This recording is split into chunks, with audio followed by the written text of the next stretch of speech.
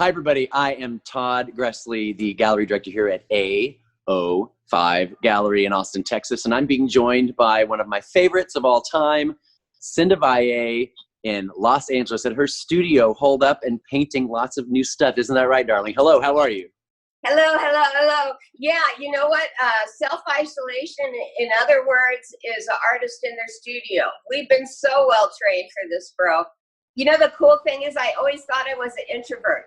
And now you can see I've moved my workstation by the window. Because if I just see somebody 2 blocks away, the so-called introvert is going, oh, I hope they drop by. Will they get close enough to say hi to? So it's really changed the way I relate to other humans, which is a good thing. I love it. Well, we're going to go through your studio later and do a little tour when you take the camera off the tripod. But for now, I want the viewers to know that I actually discovered you through a very famous artist who I interviewed recently named Gabe Leonard. He was ecstatic about your work, and he was here at his show. He was boasting more about you than his own work.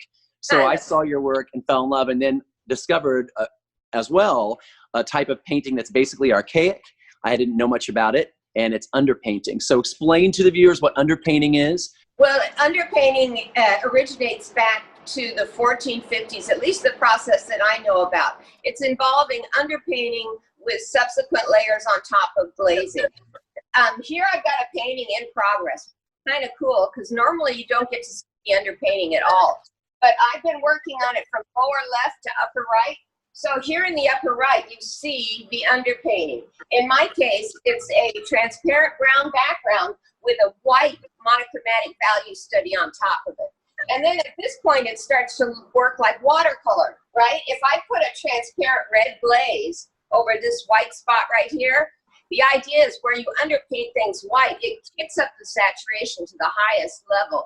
And it's the reason when you look at work of mine, it looks like it's kind of lit from within or lit from behind, and it's color saturation at its best. Yeah, your collectors always want to know, like the piece behind me, you know, Olympian boots. I love this piece. And people think that it's lit from behind because of that underpainting. Now, I didn't know much about it. How did you find out about underpainting, and why did you say this is going to be Cynda's work? Well, I've been doing glazing. That's the transparent glazes on top since I was a college student, because I'm in love with light. And classically trained painters are all about light. And this glazing technique that I use is an attempt to emulate light more than it is an attempt to look like normal color. Like when you look at the display on the computer and then you print it up, have you ever noticed how much stronger the image is on the display than it is when you print it? It's sure. Because colored light is really color at its strongest, at its most saturated. So weirdly, my desire to be like the display screen of your computer led me to a technique that's 500 years old. How weird is that? It's awesome, and that's why I love you, because you think outside the box, you do things outside the box. You know I'm smitten with what you do, and I'm going to turn the camera for a minute to show one of my favorites, and usually work on canvas, but this is actually on PVC board. It's called the Guardian. Look at that. Yeah, can you point out the Guardian, Todd? I tell people to look for it first, because people notice the girl quickly. You know, I love the tattoos or the henna on her foot, and just the little details are extraordinary and how the water glows. But yeah, there's a Guardian in the painting. And again, I'll let the viewers discover where the Guardian is. That model was the bravest model I ever met, because this was the creek behind my house up north, and there was a homeless encampment of a bunch of dudes drinking, not 20 yards from where she dressed up in a wedding dress and waded in this filthy stream. So all the dudes in the homeless camp, they're yelling and throwing bottles and shit, excuse me, and she's acting, well, you can see, completely chill. She's Ophelia from Hamlet, FYI. Yes. Most people know that, except for the ending is different. In my ending, she lives. She wakes up and goes, what the hell was I thinking? And walks away. But the Guardian looked after her while she was asleep. And I love it. It's such a fabulous piece. I had to have it. That's why I had you ship it. A piece that I'm surprised hasn't sold yet, but I'm glad it hasn't, because I like to look at it every single day. This California girl here. This is a picture of San Clemente. San Clemente, in case you ever get to check it out, it's in SoCal, and it has this old vintage, mid-century modern feel to it because that's where all the architecture dates from. So I was in, just a few years ago shooting that. But if you turn around and take a look, it looks like it's from a bygone era. Also, you'll note the telephone wires in the sky. My dad grew up in San Diego, and he used to tell me when you looked up around 1940, you couldn't see the sky for the telephone wires. So those telephone wires, they're a beautiful design element, but as much as that, they're after my father's story of what San Diego used to look like. Well, I tell clients and your collectors that any other artist would have taken those wires out. They find it obtrusive. And I, of course, don't think it's obtrusive. I think it's one of the most wonderful factors in this piece. People don't realize how big this is. I'm going to stand right next to her and put my head next to hers. She's bigger than you. She's bigger than you. Yeah, she is bigger than I am. But look at the size. It's a really fantastic piece. And again, one of the reasons that I fell in love with you, I found some pictures that I had taken of one of your sections in the gallery when I had twice the amount of paintings here. And what I want the viewers to also realize is that you didn't just give me new stuff. You gave me stuff from the 1990s, from the 2000s, and the aughts. You gave me 30 years of your work, and hanging it side by side was extraordinary for the collectors because I had to tell them, like, this is 1987. And your older stuff, you put the date on, which I try to tell artists not to put dates on things because a lot of people go, oh, this is old. And there's no such thing as old art. The Mona Lisa brings in millions of dollars a year. So now I've only got 6 paintings left of yours. Coming to your newer stuff, I sold a piece called Venus of Mayberry. And I want to talk about why this piece is so important because clearly you're using an archaic style and you borrowed from an artist named Manet. Well, what has been happening to me for the last 30 years is as I'm walking around, I see modern people that are like dead ringers for somebody out of an old painting. And I thought this particular young woman, who was a student in one of my classes, was a dead ringer for the Manet figure in the painting that I'm referring to. There are archetypal themes to women in particular that I see new versions of everywhere. Like how many times have people painted Eve? How many times have people painted on Olympia? I love all these archetypal themes. And when I get to add my version of the same image, it feels like I'm adding my little bit to something that was started 500 years ago. And it gives me this amazing sense or feel of living connection with all those artists. What's new on your plate besides Hold On in the background? What else are you working on? There's another one that was called, that I just finished. It will be I think it's going to be a 30-foot mural downtown. It's about if you have circumstances that are difficult, if you can look inside, you can find a dream. So if you can imagine that, that's what the image is about. I will email you an image for Camille so you can have that. Maybe you can post that for people. So I'm excited about that.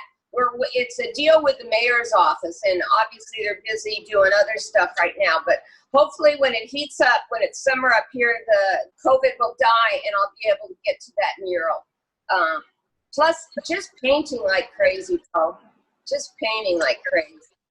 Do you miss I know you do painting classes. Are you missing your students? And tell people about your painting classes you do. Yeah, this is the home of me, Cynda Mary, but also CMSA is what I call my little one-room art school, where students can study painting with me one-on-one right here in downtown Los Angeles. And now during the COVID thing, my students will be right out here. That's why I'm painting by the window, because I made a space for it. I covered it up so they're nice and cool and comfy. And they'll be painting 6 feet away from me, just like we always do. If anybody wants to learn old school painting methods, not just glazing and underpainting, but also the more traditional or the more contemporary wet into wet, that's what I offer these one-on-one classes.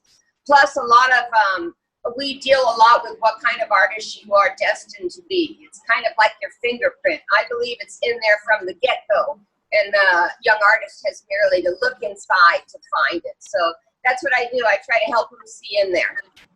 I love it. And so people can contact us on this interview on our YouTube page or on Facebook and ask about classes, of course. I'm going to move the camera again because I want people to see another favorite of mine.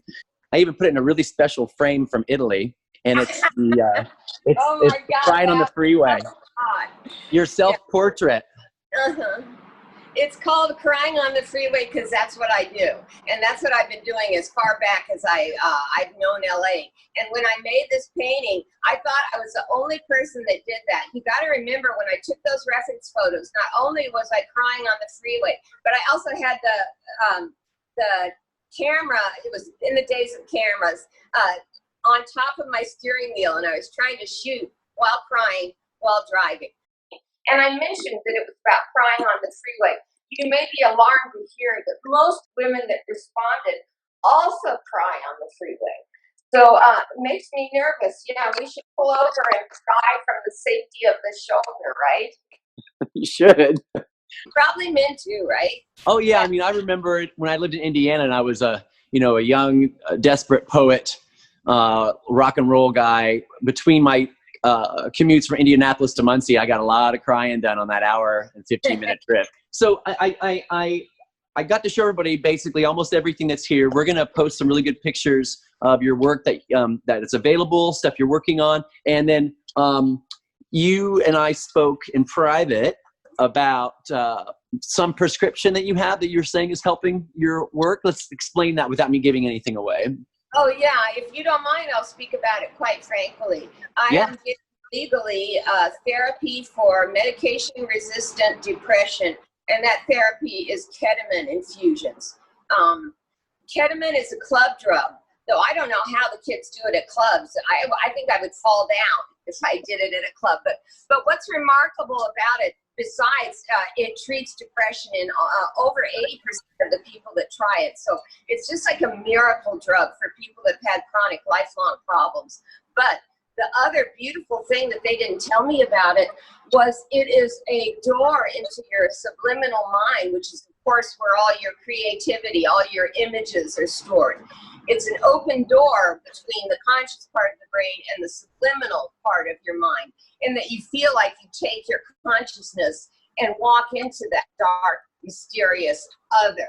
You know how normally when that part of the brain expresses itself, it's considered quite negative. People will say to a kid, oh, you're just daydreaming. Or they'll go, oh, don't worry, it's just a dream. Well, as an artist, we kind of treat that way of thinking, and the images and ideas that come from that part of the brain are basically our bread and butter. So to find a medication whose side effect, not even the main intention, but whose side effect is to let me know myself, my subliminal self better, so that I feel I'm painting and thinking with a synthesized mind, rather than being all intellectual or all creative. I feel like the two are blending in a way that they normally don't at all.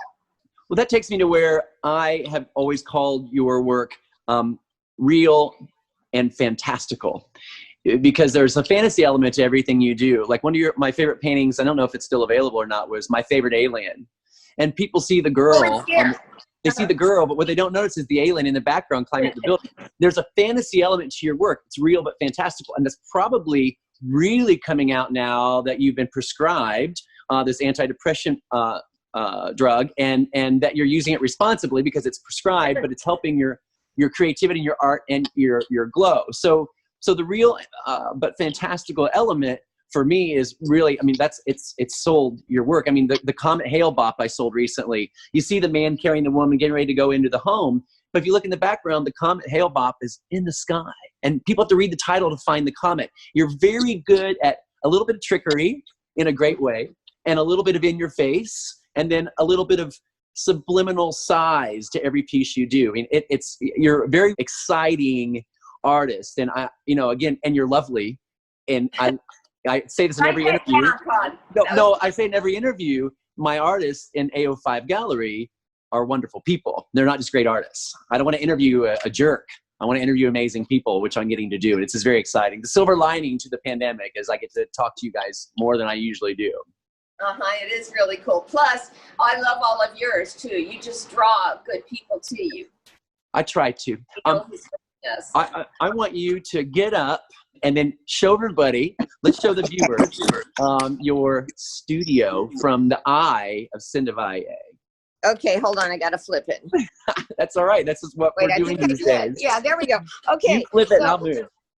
So welcome to Cynda Mary's School of Art, and it's also where I live. We're in the living part right now.